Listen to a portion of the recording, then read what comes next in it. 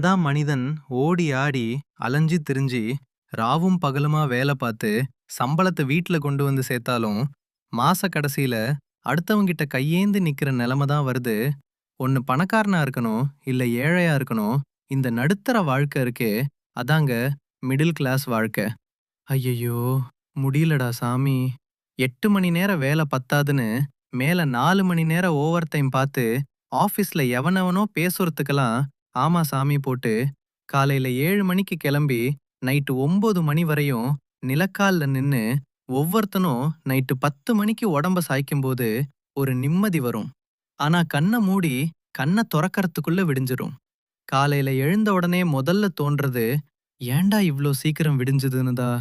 ஆனா என்னங்க பண்றது, ஓடிதானே ஆகணும். சரிங்க, மீதி கொடுமைய அப்புறமா சொல்றேன். பாய்ங்க. அப்புறம் நீங்க மிடில் கிளாஸா இருந்தா இந்த சேனலை சப்ஸ்கிரைப் பண்ணிடுங்க. பாய். நான் வீழ்வேன் என்று நினைத்தாயோ?